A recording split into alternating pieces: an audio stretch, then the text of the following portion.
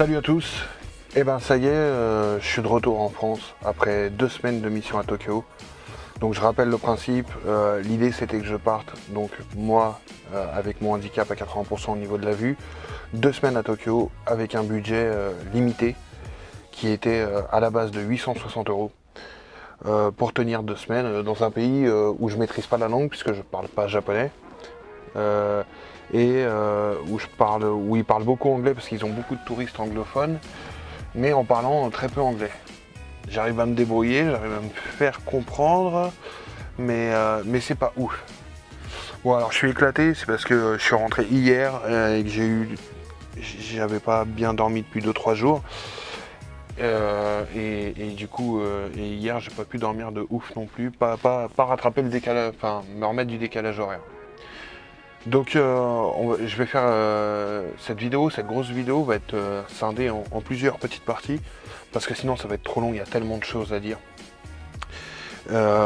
qui vont être dispatchées de la manière suivante. On va avoir une partie donc surtout l'aspect du voyage, de l'arrivée là-bas et de l'organisation. Une autre qui sera un peu plus centrée reportage sur Tokyo même, ou du moins les endroits où j'ai été. Une partie un peu plus budget et puis plusieurs petits thèmes. Vous aurez aussi des micros, enfin des petites vidéos qui seront publiées sur la chaîne ponctuellement. J'ai fait des vidéos là-bas, pas au jour le jour, mais du moins des petits comptes rendus tous les 2-3 jours, un truc comme ça. Voilà. Donc d'abord pour commencer, le bilan global du truc. Je peux dire que c'est une mission 100% accomplie. 100% accomplie parce que je rappelle que les 860 €, les 800 € ne servaient que pour, ne prenaient en compte que la nourriture et l'hébergement. C'était le pitch du truc, et que moi j'étais parti avec 1000 € pour, si j'avais une couille, pouvoir pallier au truc. Et je vous aurais dit en toute franchise devant la caméra, ça faisait pas le taf, ça faisait pas l'affaire, j'ai dû mettre plus ou quoi. Et pour faire simple, avec les 1000 € là-bas pendant 2 semaines, j'ai vécu comme un seigneur. C'est-à-dire, j'ai pas non plus fait des trucs de psychopathe, mirobolant ou quoi, mais avec un budget moyen de 1000 €, on va dire que déjà en termes d'alimentation et de couchage, je me suis pas privé et j'étais complètement dans la réalité du budget. C'est-à-dire que moi j'avais tablé sur un capsule hôtel en moyenne à 20 € par nuit. Là j'étais dans un capsule hôtel à 36 € la nuit, qui était certes en plein centre de Shibuya à Tokyo, et qui était proche de toute commodité et tout. Il y avait tout le confort qu'on voulait dedans. Et même avec ça, j'ai eu quand même largement de quoi faire, de me nourrir et de manger quasiment une fois par jour au restaurant, et de manger après le reste des repas. J'ai pris des bento comme je vous ai parlé. Je me suis même permis de prendre les transports en commun là-bas. Alors pas tout le temps, mais et même ça c'était accessible. Alors que j'ai pas pris la carte Suica, comment elle s'appelle déjà? Je vous la mettrai en photo dans le montage. Ni le JR Pass. Alors par contre, ce que je vous recommande, c'est de le prendre quand même, parce que c'est vrai que c'est très utile. Et il faut savoir que là-bas à Tokyo, quasiment la plupart des trucs sont automatisés, fonctionnent par machine.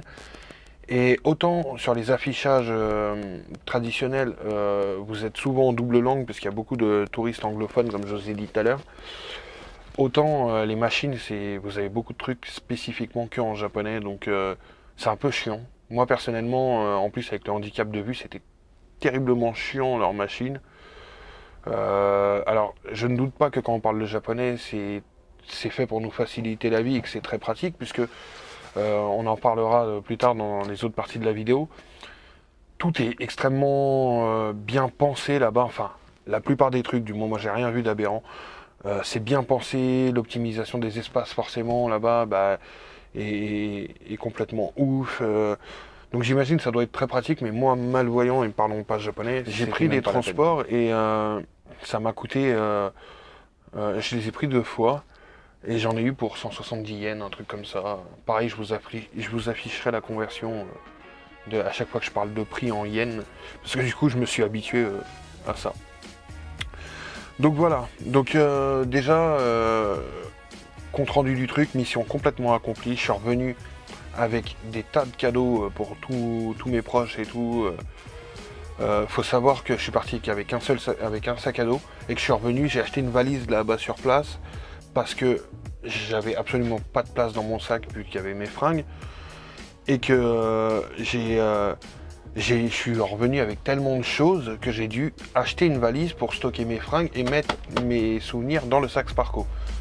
Le sac Sparco que je vous ai présenté dans une vidéo, il a très bien fait le taf, très solide, il est même assez hermétique, assez imperméable quand même. C'est pas non plus ça coupe pas le passage de l'eau, hein, il n'est pas complètement 100% hermétique, mais il a bien fait le taf, parce que j'ai eu 2 semaines complètement estivales où il faisait 30-35 degrés, c'était complètement hallucinant, j'ai cramé, et le dernier jour je me suis tapé une tempête avec la pluie et tout, bien comme il faut. Après, pour ce qui concerne ça, pourquoi je vous en parle, c'est parce que je l'avais tellement chargé en fringues et en trucs, en prévision de ce que je pourrais avoir besoin si je trouvais pas de machine à laver ou quoi, que en fait l'anse ici, de ce côté-là, à force de la prendre sur l'épaule en sortant de l'avion, à mon escale, machin et tout, en fait l'anse elle s'est décousue, et a commencé à se barrer. Donc j'ai une des 2 anses qu'il faudrait que je recouse un peu.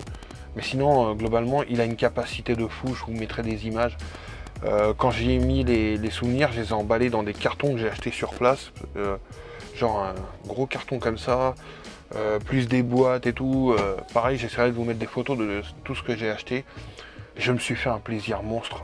J'ai acheté des mangas, des bagnoles, j'ai acheté pour mon frère, un de mes frères qui est pas mal axé sur tout ce qui est bouffe et tout, un bento. Donc là en l'occurrence ça fait comme une grosse boîte hermétique avec des compartiments à l'intérieur, ce qui vous permet de vous faire des repas complets. Ils utilisent ça pour les étudiants ou quand vous partez un peu en balade ou quoi, pour avoir des repas complets et séparer les aliments les uns des autres si vous voulez pas que ça se mélange.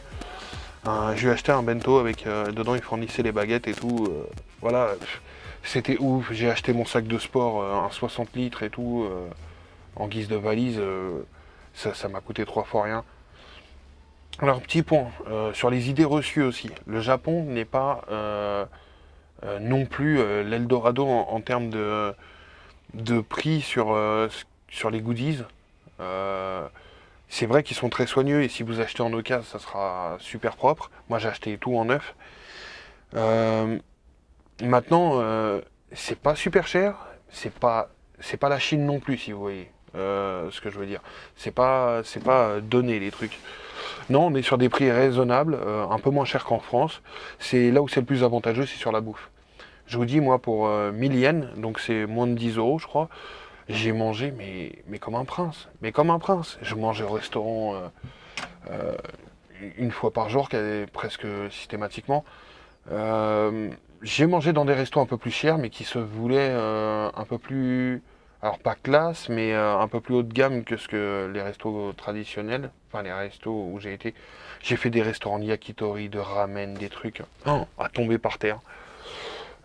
Et comme je vous avais parlé, le soir j'allais manger dans... Alors moi j'allais faire mes courses au Family Mart, qui est un des concurrents, enfin une sorte de 7-Eleven, qui est globalement une sorte d'épicerie, de grande épicerie ou de Carrefour City, et où j'allais acheter mes bento avec... c'est simple, hein, pour 1000 yens, j'avais le droit à donc une barquette à peu près grande comme ça, avec 6 maxi-maki ou 8, je sais plus, mais genre des gros comme ça, en diamètre comme ça, ou alors vous aviez des gros maquis ronds un peu plus fins, ou des sushis ou quoi, donc vous aviez ça, plus un gros bento avec repas complet, où ils vous mettent un peu de tout en petite quantité, plus une grosse ration de riz, plus la viande principale. C'est hallucinant, parce que vous mangez bien, c'est fait au jour le jour, donc c'est frais, et vous sentez qu'il y a un côté artisanal dans la conception de la bouffe, et voilà, c'est accessible de fou.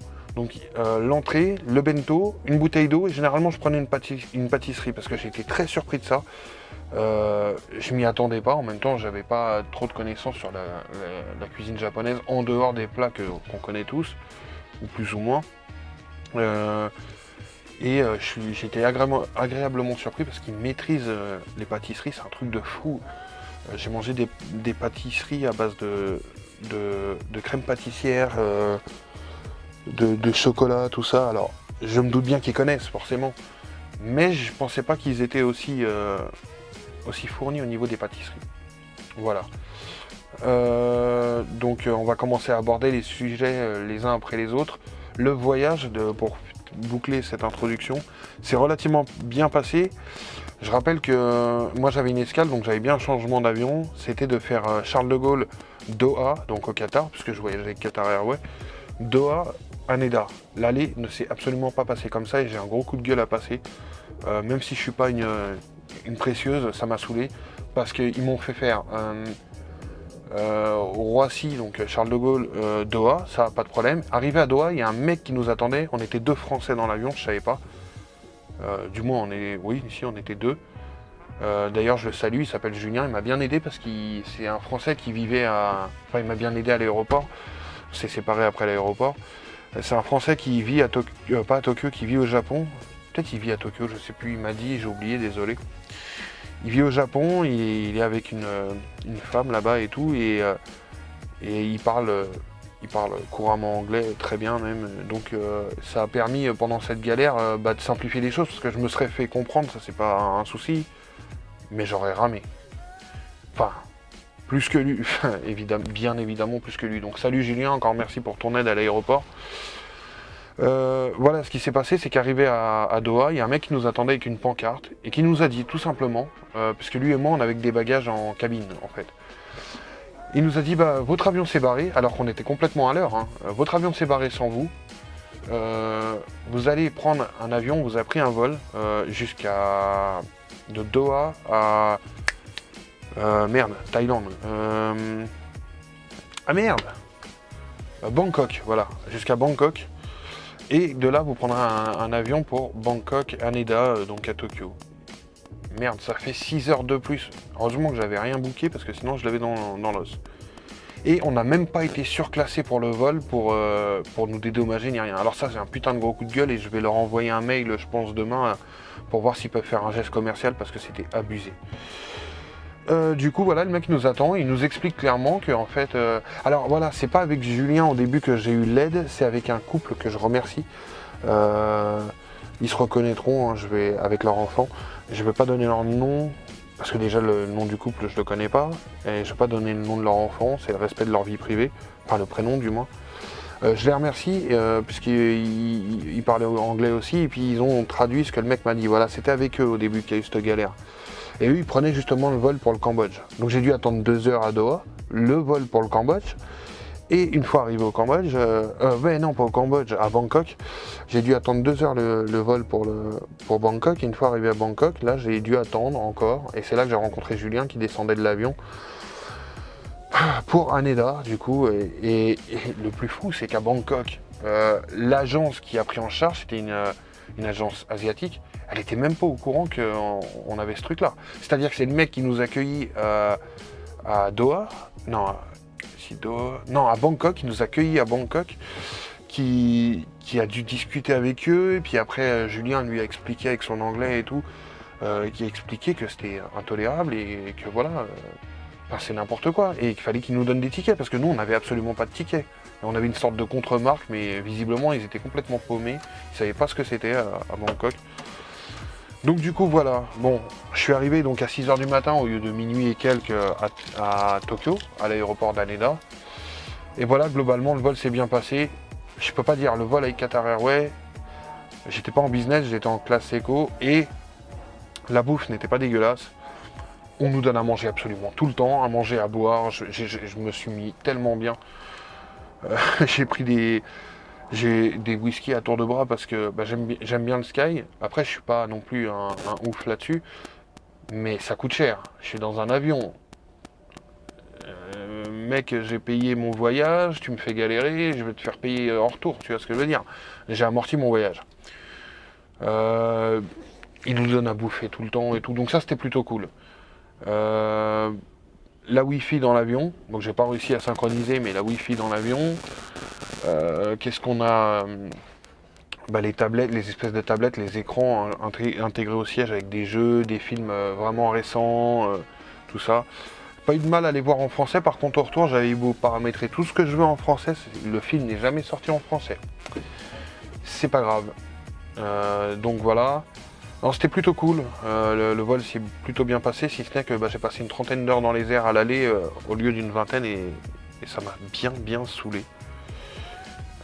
Mais bon voilà, globalement c'était plutôt cool. C'est un périple où j'ai fait énormément de rencontres, aussi bien côté japonais que français, que tout en fait. J'ai d'ailleurs des contacts avec des japonais, on a échangé de numéros, on se parle par WhatsApp. C'était extrêmement enrichissant et voilà, mon truc s'est passé comment? Je suis descendu de l'avion, j'ai pris le premier bus que j'ai trouvé et j'ai débarqué n'importe où à Tokyo. Je suis arrivé quand même dans Tokyo.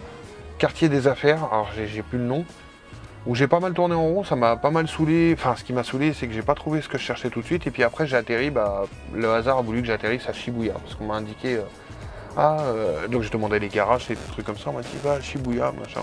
J'ai atterri à Shibuya et je me suis trouvé un capsule hôtel, donc celui qui m'a coûté 36 par nuit au lieu de 20. Et là j'aimerais remercier, putain j'ai plus leur prénom, je suis dégoûté de ça.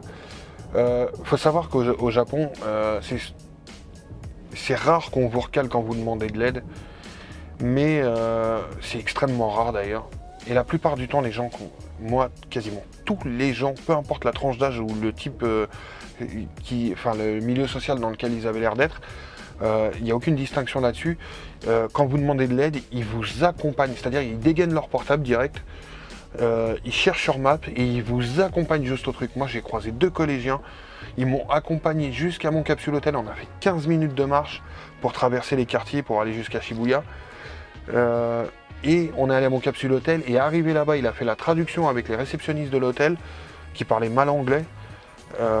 Il s'est arrangé, je crois qu'il a essayé de négocier pour moi pour que je paye moins cher. Il a pris toutes les infos et tout. Il a attendu ils ont attendu, ils étaient 2, que j'ai posé mes affaires, genre on enlève ses chaussures, on les met dans un casier à l'entrée et que je sois là-haut, que j'ai pris ma douche et tout pour s'assurer de partir. Et plus ouf, c'est que beaucoup de monde sont comme ça là-bas. Et que systématiquement, moi je suis plutôt du genre, tu m'as aidé, machin, tu m'as sorti tu m'as tenu la main, tu m'as sorti une épine du pied, je te donne un petit pourboire, machin. Ils le prennent pas. Je n'ai trouvé personne qui ne prend les pourboires dans les restaurants. Et j'ai dû insister dans certains restaurants, j'espère que je les ai pas offensés. C'est pas dans leur culture. On est là-bas sur un pays où... Alors, faut pas croire faire l'amalgame et croire que c'est très binaire et que c'est tout l'un ou tout l'autre là-bas. C'est très mitigé comme partout, c'est des êtres humains, ils n'ont rien inventé. Mais par contre, ils ont su préserver là-bas des valeurs qu'on a perdues depuis très longtemps en France. Sur tout ce qui est le civisme, le sens civique, l'hospitalité, tout un tas de valeurs qui sont élémentaires et qu'on a complètement occultées ici, voilà. C'est pour ça que moi je recommande à tout le monde d'y aller, vraiment, aller découvrir, c'est un pays qui mérite le détour, mais allez-y avec toute l'humilité et le respect qui est dû à ce pays, parce que ça serait dommage de le dénaturer, de le saccager, en faisant son gros bourrin d'étranger et voilà, en ne respectant rien. Voilà. Pour cette première partie, c'est terminé. Si vous voulez voir... plus en détail, on va aborder les points les uns après les autres dans les autres vidéos qui vont suivre sur la chaîne. Donc voilà, pour conclure, j'ai passé mes 2 semaines dans le capsule hôtel puisque je comptais bouger de ville en ville et puis finalement je me suis rendu compte que Shibuya c'était bien plus grand que ce que je pensais et que finalement il y avait des centres d'intérêt que j'avais absolument pas vu au début et que j'ai trouvé à la fin. Il faut savoir que j'ai mis 2 semaines à me rendre compte que les 10 km aller et retour, enfin 10 km j'abuse, mais les heures de marche que je me faisais dans un sens et dans l'autre pour aller trouver les magasins en question, en fait, les magasins, j'ai vu ça au bout de 2 semaines, ils étaient 2 rues derrière mon hôtel. Ça veut dire que je suis parti dans un sens, j'ai demandé mon chemin à pas mal de monde et ils m'ont indiqué des endroits et tout, mais finalement, moi, je me repaumais à chaque fois et j'ai fait énormément de marches pendant ces 2 semaines. Et en fait, c'était juste à côté. Ça fait partie de l'aventure.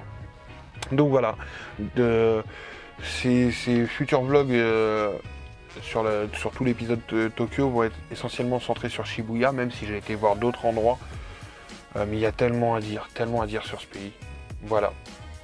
Donc, bah écoutez, je vous dis à plus. Là, je vous ai teasé un petit peu. Regardez les prochaines vidéos pour en voir plus et savoir comment...